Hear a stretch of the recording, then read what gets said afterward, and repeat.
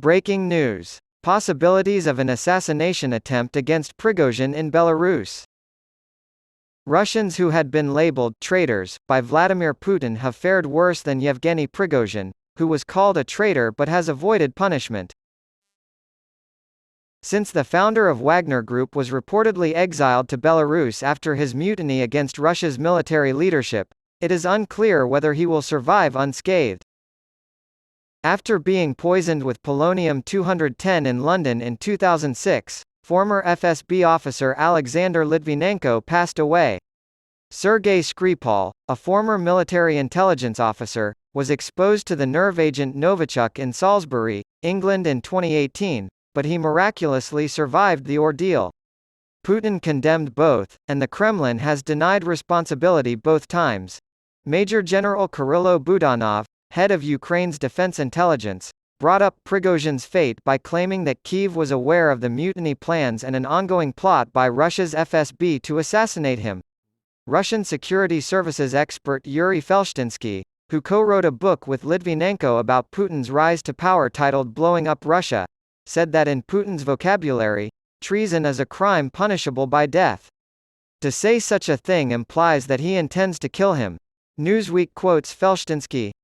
No one will be shocked if Prigozhin is murdered tomorrow. He speculated that Prigozhin may have been recruited by the FSB in the past because of his meteoric rise from prisoner to Putin confidant and purported recipient of billions of dollars in contracts. According to Felshtinsky, current Russian Security Council head and former FSB director Nikolai Patrushev played a key role in the negotiations that ended the mutiny involving Belarusian President Alexander Lukashenko. Given that Prigozhin would have needed powerful protectors to march on Moscow, he said, one conclusion is that this might have been an FSB attempt to replace Putin.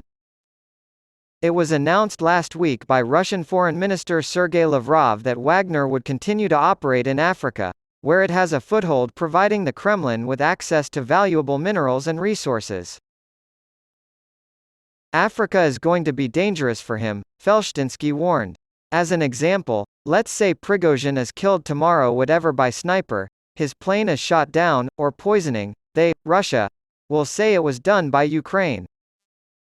According to Felshtinsky, whose latest book is titled Blowing Up Ukraine, The Return of Russian Terror, probably many people would think that it was done by Putin, but no one is going to cry over Prigozhin's death because he was irritating many people in Russia. Following the agreement with Lukashenko, it has been reported that Prigozhin and Wagner fighters intend to make Belarus their permanent home. Since Belarus is currently under Putin's control, the exiled Belarusian opposition has previously told Newsweek that Prigozhin would not be safe there, and that if Putin gave the order for his death, it will happen. Ilya Ponomarev, a Russian deputy until 2016, and the only lawmaker to oppose the annexation of Crimea in 2014, claims that the nature of the deal to end the mutiny may provide some protection for Prigozhin, at least in Belarus. Because of the public guarantees made by Putin and Lukashenko, I do not believe that such assassination attempts will be made while Prigozhin is in Belarus, he told Newsweek.